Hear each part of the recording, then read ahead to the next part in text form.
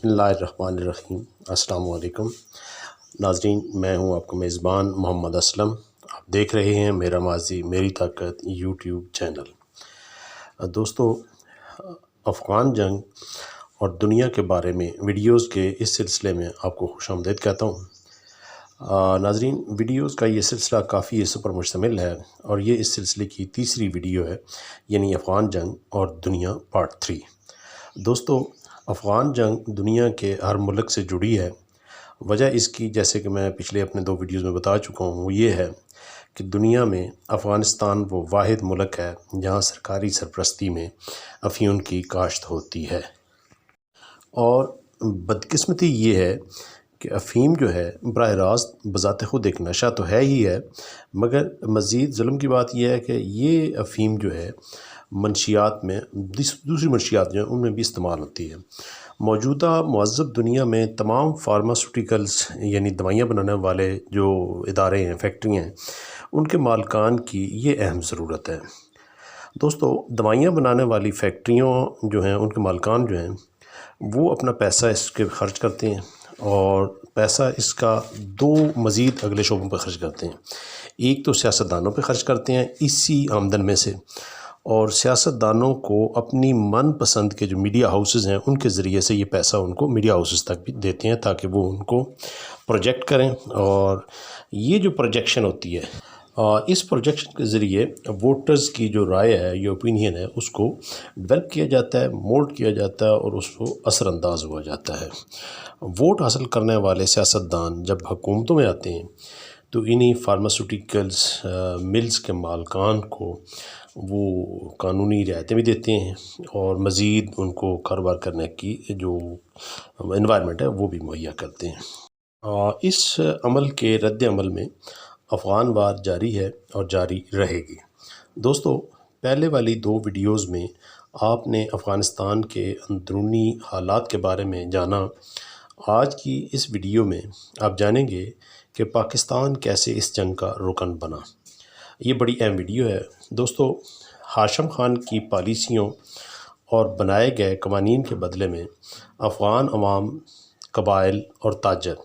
افغانستان میں ظاہر شاہ کی حکومت کے خلاف ہو گئے تھے، اور ہاشم خان نے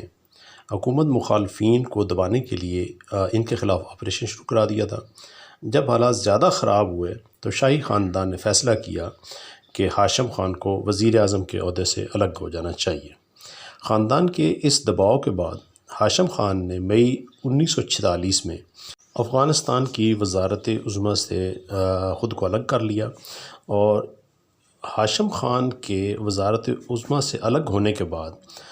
اس کا جو چھوٹا بھائی ہے شاہ محمد، وہ وزیر اعظم بنتا ہے۔ اب یہ شاہ محمد جو ہے، تبدیلی تو آ گئی، اس نے کچھ وعدے وعید کیے، کچھ نوجوانوں کو اپنے ساتھ ملایا، کچھ ان کو اگلے کچھ عرصے میں الیکشن کرنے کا لالچ دیا، اور ساتھ ساتھ کچھ جو ہو رہی تھیں حکومت مخالف سرگرمیاں ان پہ قابو کا پا۔ شاہ محمد جو ہے وہ حکومت میں سے ہی پہلے حکومت کے اندر شامل ہی تھا،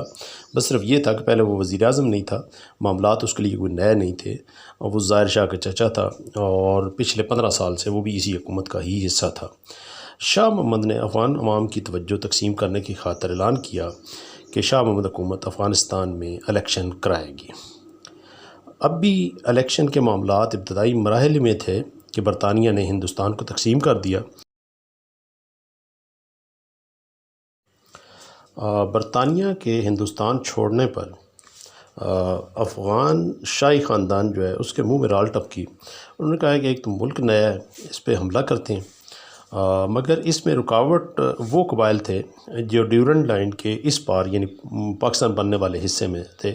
وہ ان کے اس لیے مخالف تھے کہ ان کے نزدیک افغانستان کا جو اصل وارث تھا وہ تھا امان اللہ۔ اس ایک بنیادی اختلاف کی وجہ سے وہ ان قبائل کے اوپر بھروسہ نہیں کر پا رہے تھے، یا دوسرے لفظوں میں یہ قبائل افغان حکومت کی حکومت ماننے کے لیے تیار نہیں تھے۔ شاہ محمد حکومت نے نہ تو پاکستان کو تسلیم کیا اور نہ ہی ڈیورنڈ لائن کے اس پار والے قبائل اس کا ساتھ دینے پر تیار تھے، جبکہ اسی دوران ڈیورنڈ لائن کے اس طرف والے قبائل نے فیصلہ کیا کہ کشمیر کے عوام کو مہاراجہ سے آزادی دلانے کے لیے وہ کشمیری بھائیوں کے مدد کے لیے کشمیر میں جائیں گے۔ یہ ان کا جب فیصلہ ہو گیا تو ڈیورنڈ لائن کے اس سائڈ پہ رہنے والے تمام قبائل کے نوجوان جو تھے جو جہاد میں حصہ لے سکتے تھے، ان سب نے مل کر کشمیر کا رخ کیا۔ یہ نوجوان یا جوان جتنے بھی تھے گروہ کی شکل میں جب کشمیر میں پہنچے تو کشمیر کا مہاراجہ جو ہے وہ عارضی الحاق کر لیتا ہے ہندوستان کی حکومت کے ساتھ۔ اس عارضی الحاق کے بعد جواہر لال نہرو جو ہیں وہ کشمیر میں ایک طرف تو فوجیں اتار دیتے ہیں، دوسری طرف اس کشمیر کے مسئلے کو سلامتی کونسل کے پاس لے کے جاتے ہیں، جو کہ اقوام متحدہ کا ایک ادارہ ہے، اور اس وقت اس کو قرارداد کو وہاں پہ منظور کیا جاتا ہے۔ اور اس قرارداد کے منظور ہونے کے ساتھ ہی دو کام مزید اسی وقت تھوڑے سے دنوں میں ہی ہو جاتے ہیں۔ ایک تو اسرائیل کا قیام آ جاتا ہے، اور اسرائیل کا جو قیام ہے اس کے فوری بعد جو دنیا بھر میں امریکہ کے اور برطانیہ کے سفارت خانے تھے، وہی امریکہ کے اور برطانیہ کے سفارت خانے جو تھے وہ اسرائیل کے لیے کام کرنے لگ گئے۔ کابل کے اندر امریکہ کا بھی سفارت خانہ تھا اور اسرائیل کا بھی تھا، برطانیہ کا بھی تھا، اور کابل کی جو حکومت تھی وہ بہت پہلے سے اقوام متحدہ کی رکن تھی۔ اب ان کے پاس تو قرون اس کے علاوہ اور کوئی چارہ نہیں تھا کہ وہ پاکستان کو تسلیم کریں اور پاکستان کے ساتھ اپنے سفارتی تعلقات قائم کریں۔ اب یہاں پر جو پرابلم پیش آئی وہ یہ تھی کہ جو پاکستان کے اندر پاکستان کی آستینوں میں چھپے ہوئے پاکستان کے لیے زہر قاتل تھے، انہوں نے اپنا اثر رسوخ دکھانا شروع کیا۔ پاکستان میں ہجرت کر کے آنے والے جناب ابراہیم اسماعیل چندریگر جو کہ بمبئی سے پاکستان آئے تھے اور بمبئی میں بمبئی پارلیمنٹ کے رکن تھے اور مسلم لیگ کی طرف سے وہاں پہ ممبر تھے، جب وہ یہاں پہنچے تو انہیں تجارت کی جو وزارت تھی اس کا کام دیا گیا، یعنی کہ وزیر تجارت بنایا گیا۔ اور پاکستان کی اس وقت جو سرحدیں ملتی تھیں وہ تھیں ایران کے ساتھ، افغانستان کے ساتھ، چین کے ساتھ، ہندوستان اور برما کے ساتھ۔ اب سوائے ہندوستان کے اور افغانستان کے باقی جو دونوں ملک تھے ان کے ساتھ ہمارے معاملات ٹھیک تھے، وہاں پہ ہمارے سفیر چلے گئے۔ ان دو ملکوں نے ایک طرف تو کشمیر کے اندر اپنی فوجیں اتار دیں انڈیا نے، اس وجہ سے ان کے ساتھ تجارت نہیں ہو پا رہی تھی، اور دوسری طرف افغانستان کا تمام راستہ جو تھا وہ پاکستان سے تھا، لیکن پاکستان کو اس نے تسلیم نہیں کیا تھا، اس وجہ سے ان کے ساتھ تجارتی معاملات اٹکے رہے۔ اب جو پاکستان کے اندر موجود پاکستان کے مخالفین تھے جو پاکستان کو دل سے تسلیم نہیں کر رہے تھے، ان میں ہمارے اس وقت کے وزیر خارجہ جو ہیں وہ بھی شامل تھے۔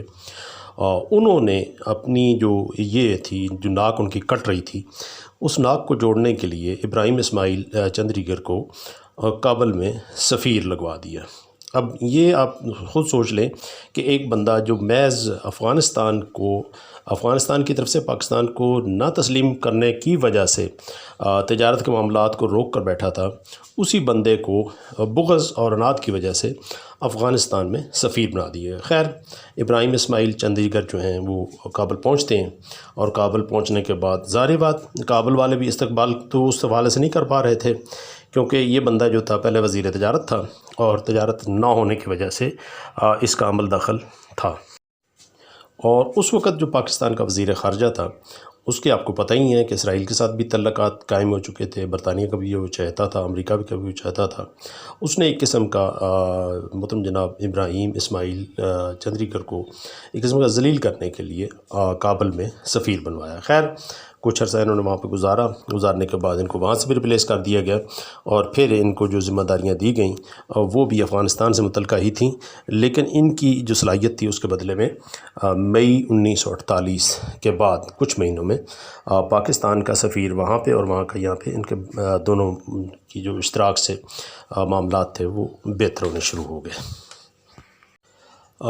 ان حالات میں بھی شاہ محمد جو ہیں ان کی حکومت جو ہے وہ پاکستان کے اوپر حملہ کرنے اور پاکستان کے خلاف پالیسیاں بنانے میں برسر پیکار تھی، مگر ان دو بڑے ملکوں کی دباؤ اور اثر رسوخ کی وجہ سے انہوں نے شاہ محمد حکومت جو ہے اس کو مجبور کیا کہ وہ افغانستان میں الیکشن کروائے، الیکشن ہونے اور الیکشن ہونے کے بعد کیا صورتحال بنی، میں انشاءاللہ آپ کو اگلی ویڈیو میں بتاؤں گا۔ اپنے میزبان محمد اسلم کو اجازت دیں، آپ ملتے ہیں کسی نئی ویڈیو کے ساتھ، اور اگر ممکن ہو تو آپ اس چینل کو سبسکرائب بھی کر لیں، ویڈیو کو لائک کریں اور دوستوں سے شیئر کریں۔ افغان وار چونکہ پاکستان سے منسلک ہے، اس لیے اس کے تمام پہلوؤں پر آپ کو انشاءاللہ آگاہی دیں گے، اپنی دعاؤں میں یاد رکھیے۔ دوستو، ایک بات جو ہے وہ آپ کے ذہن میں ہونی چاہیے کہ یہ ہمارے جو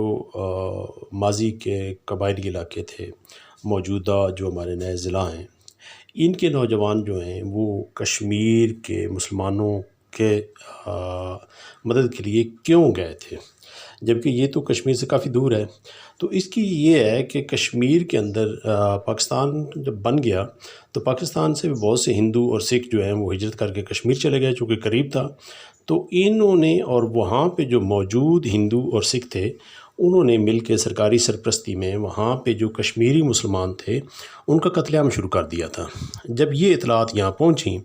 تو یہ ہمارے جو قبائلی نوجوان تھے، انہوں نے کہا کہ ہمارے ہوتے ہوئے یہ ممکن نہیں ہے کہ ہمارے مسلمان بھائی جو ہیں وہ کٹتے رہیں اور ہم گھروں میں بیٹھیں، تو یہ پھر یہاں سے نکلے تھے۔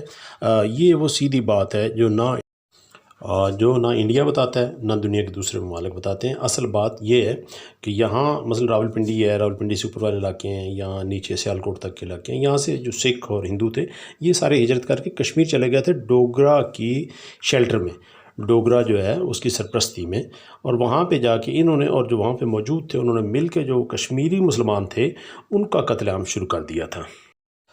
جس بنا پہ یہ سارے کے سارے سری نگر میں پہنچے۔ جب یہ سارے پہنچے تو پھر وہ مہاراجہ جو ہے وہ نہرو کے ساتھ ملتا ہے اور نہرو جو ہے وہ